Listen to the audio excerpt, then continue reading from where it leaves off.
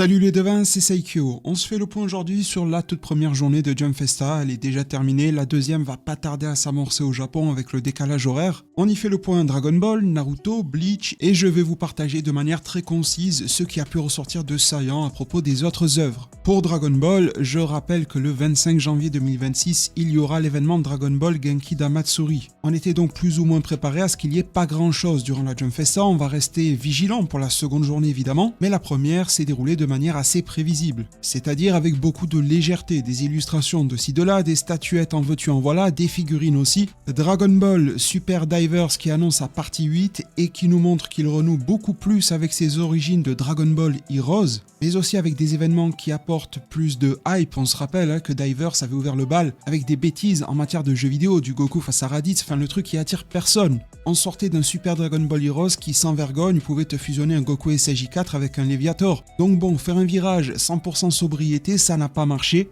et Divers tente de rééquilibrer un petit peu les choses, avec également le retour de personnages phares de Dragon Ball Online et Heroes comme Mira ou encore Chronoa. Goku a été bien présent, je vous parlais d'illustrations, il y en a une qui a été remarquée. Sur le stand de Toho Animation, on a pu retrouver ce Son Goku là. On pourra penser que c'est un Goku forme de base à somme toute classique. C'est vrai, mais en même temps, le style c'est du Shintani. Que cela soit dessiné par lui-même, imité par un autre artiste, en tout cas c'est sa DA, reconnaissable du film Dragon Ball Super Broly, et nettement plus épuré que ce qu'il a produit en couverture de Sparking Zero notamment. Alors ils n'ont rien annoncé, ils n'ont rien dit, évidemment les fans théorisent dans tous les sens, une illustration ça veut tout et rien dire, et je considère qu'il ne faut pas trop s'emballer non plus à ce sujet. Toyotaro s'est fait remarquer pour 3 éléments. Premièrement, son dessin qu'il produit pour le site officiel de Dragon Ball mensuellement. Baba la voyante.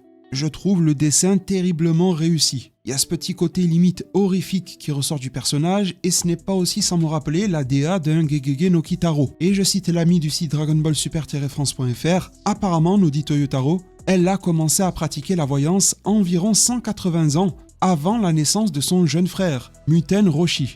L'écart d'âge est de plus de 180 ans. C'est un mystère. Peut-être vaut-il mieux ne pas trop y réfléchir. Alors cette information-là nous provenait d'un guidebook Daizenshu au Japon, et Toyotaro fait bien de la mentionner. Et on voit à quel point il a une certaine forme d'érudition sur Dragon Ball. Ce n'est pas donné à tous les fans d'avoir en mémoire un tel point de détail. L'autre illustration, c'est la tradition, c'est celle qu'il produit pour la Jump Festa elle-même, directement affichée et visible dans les lieux. Elle a été prise en photo, c'est du Goten et Trunks, typique de ce qu'il a pu produire dans le manga Dragon Ball Super lors des derniers chapitres. Tout ce qui entoure Super Hero, j'aime bien le fait qu'il ait la liberté de proposer par exemple un Black Freezer ou un Goku Ultra Instinct en Jump Festa, mais aussi quelque chose de plus sympathique. On se rappelle de Goku avec Jaco, et là c'est Goten et Trunks, des visuels plutôt enivrants qui t'emportent dans une certaine forme d'aventure que l'on a envie de rejoindre, avec des éléments référentiels à Akira Toriyama. La moto sur laquelle se trouve Goten et Trunks ressemble pas mal à celle que l'auteur de DB possédait, ou qu'il pouvait dessiner lui-même dans certaines de ses œuvres. Il y a un point de détail certes, mais tout de même qui m'alerte un petit peu. Alors là où autant pour la couverture du magazine V-Jump, j'ai rétabli la vérité, en éclaircissant le fait que Toyotaro n'avait pas eu recours à l'intelligence artificielle, il est clair et net que pour cette illustration de Jump Festa, il ne l'a pas utilisé pour le dessin. Par contre, le logo de Dragon Ball Super, j'ai vu plein de mecs, les rois du fond du bus, qui ne savent pas utiliser l'IA, prompter de manière très primaire dans une IA type ChatGPT, et obtenir des logos de ce level-là, avec une DA très similaire. J'espère que ce n'est pas le cas. Si tel l'est, j'espère que ce n'est pas Toyotaro, mais une équipe éditoriale qui a voulu apposer un logo par-dessus son illustration. J'espère que c'est une fausse alerte de mon Spider-Sense. Ça reste quand même à surveiller, mais que ça soit du côté de Dragon Ball ou du Super, ça pue quand même l'IA. Je n'ai rien pour le prouver, j'espère que l'on pourra démontrer l'inverse d'ailleurs, mais il me tenait à cœur de vous le signaler. Autre élément pour lequel Toyotaro s'est fait remarquer, il a liké un certain tweet. Un tweet qui disait « Toyotaro cligne des yeux si le manga Dragon Ball Super revient en 2026 » et cligne des yeux par 2 fois.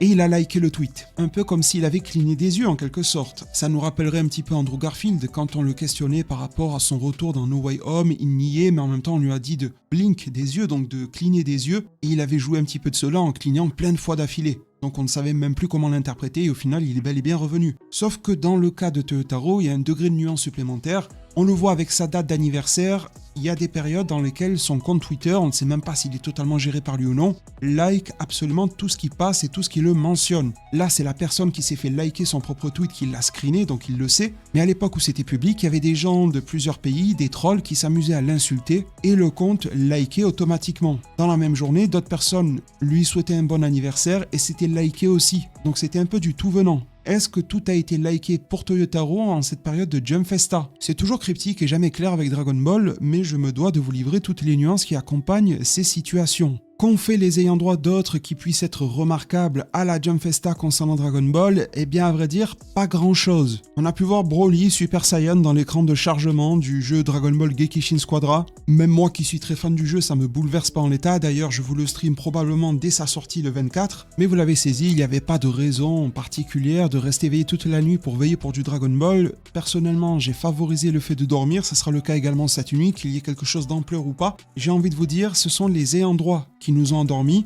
Je considère qu'à l'heure actuelle, nous n'avons pas de raison de rester éveillés pour eux. C'est à eux de faire l'effort, et là on est un petit peu dans la posture de la Belle au bois dormant, c'est-à-dire que le vulgaire crapaud Uchida, Yoku et Asada doivent faire preuve de l'amour véritable et nous adresser un baiser Dragon Ballesque d'ampleur pour nous réveiller. C'est pas à nous de faire l'effort. Peut-être les percevrons-nous enfin comme prince charmant, mais on en est bien loin. Naruto et Boruto, c'est ultra rapide, il y a des planches qui ont été exposées de la part d'Ikemoto. Il y a aussi son dessin pour la Jump Festa, c'est du Boruto qui nous rappelle sa pose sur la couverture du chapitre numéro 13 de Boruto to Blue Vortex à quelques détails près. Mais c'est stylé, c'est réussi. Mais en soi, l'univers Naruto-Boruto global est très effacé de cette Jump Festa. Il n'y a rien eu à signaler pour le moment. On verra si du mouvement a lieu sur la seconde journée. Ça n'a pas trop l'air d'être le cas. Pour Bleach, une présence physique bien visible, mais ça reste calme car les officiels nous ont promis que cela bougerait pour la seconde journée. Ça on le sait, trailer pour le cours 4, peut-être d'autres annonces assez croustillantes et des friandises assez sympathiques. En tout cas, si mouvement sur Bleach il doit y avoir en qualité et en quantité, ça sera pour mon débrief de la seconde journée plus tôt. On a pu remarquer à quel point la communication sur Bleach est séquencée, il y a des temps très faibles, il y a des temps très très forts, donc peut-être que demain sera l'un de ces temps forts. Pour les autres œuvres que je ne traite pas sur la chaîne, je vous fais un petit récap